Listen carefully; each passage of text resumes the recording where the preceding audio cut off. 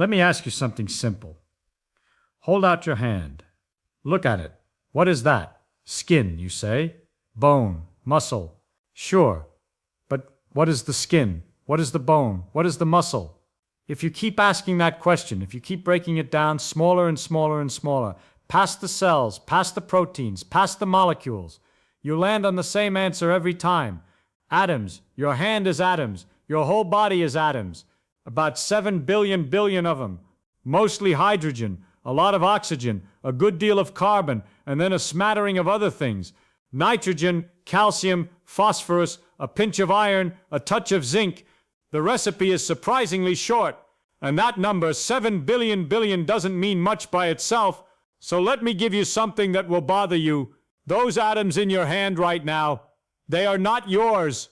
They have never been yours, and they will not stay. See, most people think of their body the way they think of a statue. You're carved once, and that's the shape you are until something breaks. But that is completely wrong. Your body is not a statue. Your body is a river. It looks the same from the outside day after day, but the water flowing through it is always changing. The atoms you had 7 years ago, most of them are gone. Replaced. Swapped out. You breathe in oxygen, and that oxygen enters your bloodstream, gets used in a chemical reaction inside your cells, and the waste products get breathed back out or flushed away. You eat food, and the atoms in that food are taken apart and rebuilt into your muscles, your skin, your hair. Meanwhile, old cells are being broken down, and their atoms are being dumped. You shed skin. You exhale carbon dioxide. You sweat. You go to the bathroom. All of that is atoms leaving you. The rate is staggering. The lining of your gut replaces itself every 3 to 5 days. Your red blood cells last about 4 months. Your skeleton is completely rebuilt roughly every 10 years. The molecules in your brain, the fatty acids and proteins that make up the physical structure of your neurons, even those are replaced over time, though some types of brain cells themselves stick around. The point is, the material is in constant flux. You have been rebuilt so many times that the person sitting here is made of almost entirely different stuff than the person who sat somewhere 7 years back. Same pattern, different material. Now that ought to stop you for a second. Because if the atoms keep changing and you're still you, then what exactly are you? You're not the atoms. You can't be. They leave and you're still here. So you must be something else. You must be the arrangement, the pattern, the way the atoms are organized at any given moment. Think of it like a wave in the ocean. The wave moves across the water. It has a shape, a speed, a height, but the water itself isn't traveling with the wave. The water just moves up and down in place. The wave is a pattern moving through the water. You are a pattern moving through atoms. All right, so that's interesting by itself, but let me push it further, much further. Where did your atoms come from? Before they were in you, where were they? Where were they? Let's pick one. Let's say a carbon atom sitting right now in one of the muscles of your left hand. Where was it a year ago? Well, it was probably in something you ate. A piece of bread, a leaf of spinach, an egg. That carbon atom was part of a plant or an animal before it was part of you. And before that, it was in the soil or in the air as carbon dioxide. A plant pulled it in through its leaves, used sunlight to stitch it into a sugar molecule. And some animal ate that plant and you ate that animal, and now here it is, in your hand. But we can go further back. Where was that carbon atom 100 years ago? Maybe it was in a tree, or in the ocean, dissolved in seawater, part of the vast reservoir of dissolved carbon that the ocean holds. 1,000 years ago, it could have been in the body of a farmer in China, or a wolf in Siberia, or a cedar tree in Lebanon. There is nothing magical about this. The atoms cycle through. They've been cycling for a long, long time. The Earth is essentially a closed system for matter. Almost nothing comes in, almost nothing leaves. The same atoms get used over and over, and here's where it starts to get genuinely strange. Let's go way back. Forget centuries, forget millennia. Where was that carbon atom 5 billion years ago? It was in a star, not our sun. An older star. A star that lived and burned and ran out of fuel and exploded. Because carbon doesn't just exist, it has to be made. Hydrogen is the simple stuff, the original stuff. Hydrogen came out of the Big Bang. roughly 14 billion years ago, when the universe was a hot, dense soup of particles cooling down for the first time. Hydrogen formed in the first few minutes, helium too, a good deal of it, and a tiny bit of lithium. That's it, that's all the Big Bang gave us. 3 elements. Everything else, every other element on the periodic table was made later, made inside stars, deep in the core of a massive star, where the temperature reaches tens of millions of degrees. Hydrogen nuclei are fused together to make helium. That's what powers a star. That's what makes the sun shine. But in bigger, hotter stars, the process doesn't stop there. Once the hydrogen in the core is used up, the core contracts and heats further, and helium nuclei start fusing. 3 helium nuclei, each with 2 protons, smash together in a very delicate process called the triple alpha reaction. The name doesn't matter. What matters is that the product is a nucleus with 6 protons, and a nucleus with 6 protons is carbon. This process is extraordinarily sensitive. If the nuclear forces were just slightly different, just a fraction of a percent different, the triple alpha process wouldn't work. Carbon wouldn't be made, and without carbon there's no organic chemistry. No life. The fact that carbon exists at all is a kind of cosmic fluke, a razor-thin window in the constants of physics that just happens to be open. And it doesn't stop at carbon. In even larger stars, carbon itself becomes fuel. Carbon fuses with helium to make oxygen. Oxygen fuses to make silicon. Silicon fuses to make iron. And iron is the end of the line. You cannot get energy by fusing iron. The star has hit a wall, so the core collapses, and the outer layers carrying all of those freshly minted atoms come crashing down, bounce off the impossibly dense core, and explode outward in a supernova. For a few weeks, a single exploding star outshines an entire galaxy. Billions of stars, and this one dying star is brighter than all of them combined. And in that explosion, all of those atoms, the carbon, the oxygen, the nitrogen, the iron, the calcium, the phosphorus, everything that wasn't hydrogen or helium, all of it is flung out into space, scattered across light years of empty vacuum, drifting as dust and gas for millions of years, until gravity slowly pulls them back together, gathers them into a new cloud, compresses that cloud, lights a new star, and the leftover rubble, the grit and gravel of dead stars, becomes the planets. Our solar system formed this way, roughly 4.5 billion years ago. The sun ignited in the center, and the debris disk around it clumped into the Earth, Mars, Venus, all of them. Every atom heavier than helium on this planet was manufactured inside a star that blew up before our sun was born. The calcium in your teeth came from a supernova. The iron in your blood came from a collapsing stellar core. The oxygen you just breathed in was fused from carbon in a furnace millions of degrees hot, billions of years ago. So the carbon in your hand has a resume. It has been part of a star. It has drifted through interstellar space. It has been part of the primordial earth, part of the ocean, part of the atmosphere, part of a plant, part of an animal. And now, for this brief flicker, it is part of you.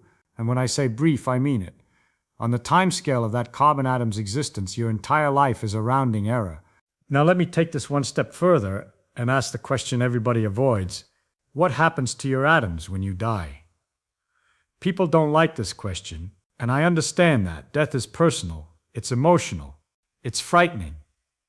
But I'm not asking about the experience of dying. I'm not asking about what it feels like or what it means. I'm asking a physics question, a perfectly clean, perfectly answerable physics question. You are made of atoms.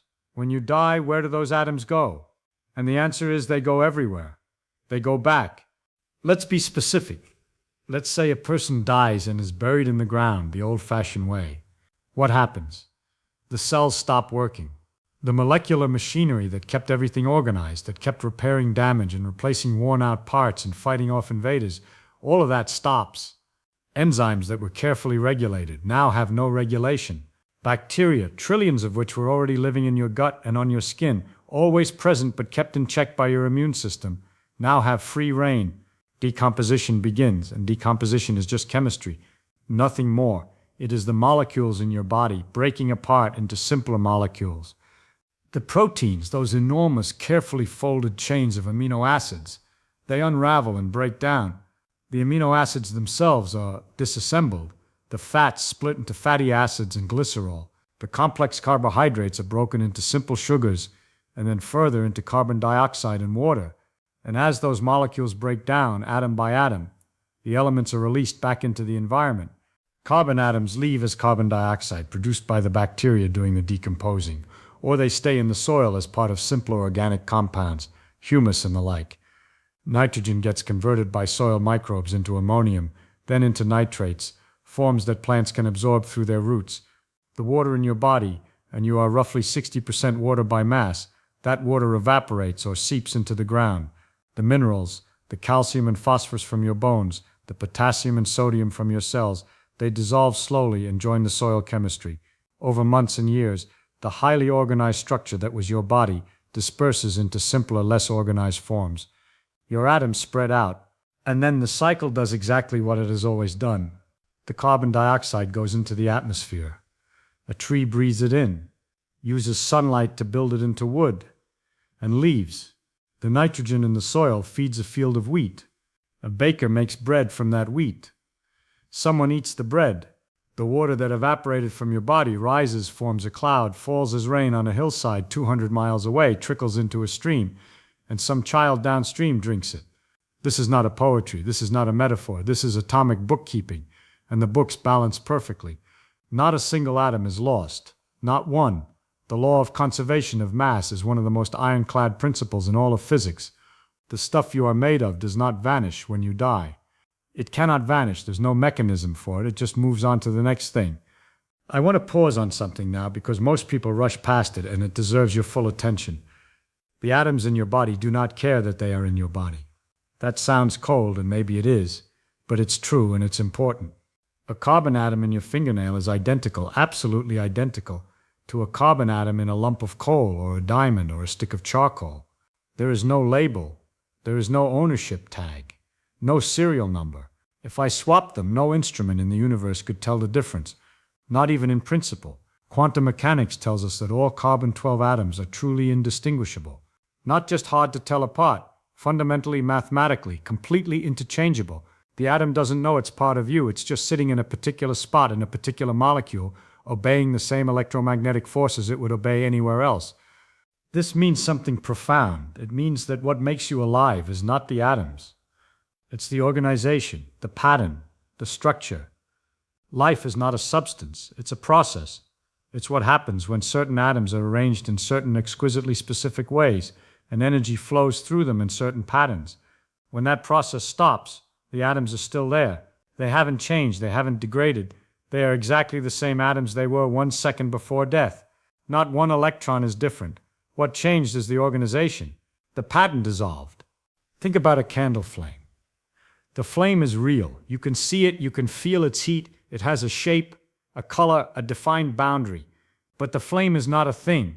It is a process. It is a continuous reaction between wax vapor and oxygen, producing carbon dioxide and water and light and heat. The hot gas rises, pulls in fresh air at the base. The reaction sustains itself. If you film a candle flame and look at it frame by frame, the actual gas molecules in the flame are different in every frame. They flow through. The flame is a stable pattern through which matter and energy are constantly streaming. And if you blow it out, nothing was destroyed. The wax is still there. The oxygen is still there. The carbon dioxide drifted away. The flame didn't die in the way we usually use that word. It just stopped happening. The process ended. The ingredients remain. You are like that. More complicated, obviously. Enormously, staggeringly more complicated.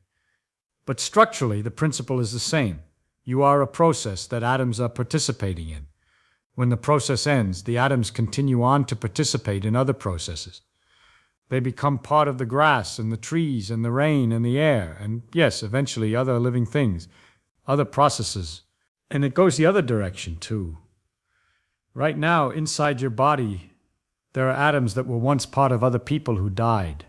There is no way around this. The Earth is a closed system. The same pool of atoms has been recycled over and over for 4.5 billion years. The carbon in your lungs might have once been in the lung of a Jurassic dinosaur. The iron in your blood might have been in the blood of someone who lived 1,000 years ago in a village you've never heard of. Statistically, it is almost certain that you contain at least one atom that was once in the body of every single person who lived more than a few centuries ago. The math on this is staggering but straightforward. The number of atoms in a human body is so enormous And the mixing of atoms in the atmosphere and oceans and soil is so thorough over centuries that the overlap is inevitable. Some people find this disturbing. I find it magnificent. You are not separate from the world. You are the world rearranged temporarily into a particular shape. And when you die, you are not leaving the world. That is the wrong way to think about it entirely. You are rejoining it. Your atoms are going home. Let me make this concrete so it doesn't sound like philosophy. Imagine a single nitrogen atom that is right now part of a protein in your heart muscle. When you die, that protein breaks down. The nitrogen atom ends up in the soil. A soil bacterium converts it into a nitrate. The nitrate dissolves in groundwater. The groundwater feeds a river. The river feeds an irrigation canal. A rice paddy absorbs it. A grain of rice incorporates it into a new protein. Somebody on the other side of the world eats that rice. And now that nitrogen atom, that one specific atom that was in your heart, is helping to build a muscle in someone else's body. Someone you will never know, someone who will never know you. Connected, atom to atom, across time and space by the simple cycling of matter. One more layer, because I haven't told you the whole story yet. It's not just your matter that is conserved, your energy is conserved too. While you're alive, your body runs on energy. Chemical energy from food, which is really stored solar energy that plants capture during photosynthesis. Think about that chain for a moment. The sun is a nuclear furnace fusing hydrogen into helium, and a tiny fraction of the energy released travels 93 million miles to Earth as light. A plant catches that light and uses it to rearrange carbon dioxide and water into a sugar molecule. That sugar molecule is now a tiny battery holding a little packet of solar energy in its chemical bonds. You eat the plant, or you eat something that ate the plant, and your body carefully takes that sugar apart, releasing the stored energy in controlled steps. That energy drives everything. Your heartbeat, your thoughts, the electrical signals that crackle along your nerves at hundreds of feet per second, the mechanical work of your muscles, the construction of new molecules. Every movement you make, every thought you have, is powered by sunlight that left the sun 8 minutes ago and got temporarily trapped in a sandwich. When you die, that energy doesn't disappear. It can't. First law of thermodynamics. The heat in your body dissipates into the surroundings. The chemical energy stored in your tissues is released by decomposing bacteria and used to fuel their own growth. Some becomes heat. Some becomes the kinetic energy of microbes going about their business. The energy that was keeping you organized simply redistributes. But there's the second law, too. And it matters. The second law says that entropy, the disorder of a system, tends to increase over time in any isolated system. While you're alive, your body is a remarkable entropy-fighting machine.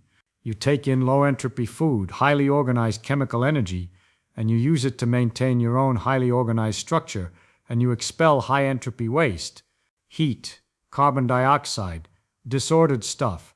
You are an island of order in a universe that trends relentlessly toward disorder, and you maintain that island by constantly paying the entropy cost, dumping disorder into your environment faster than it accumulates inside you. When you die, you stop paying that cost, and entropy takes over quickly and absolutely.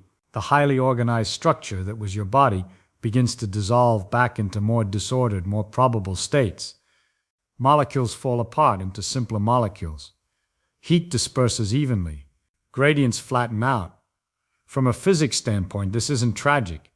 It's the default. It's what everything in the universe tends toward. The astonishing thing was never that the organization ended. The astonishing thing is that it existed at all.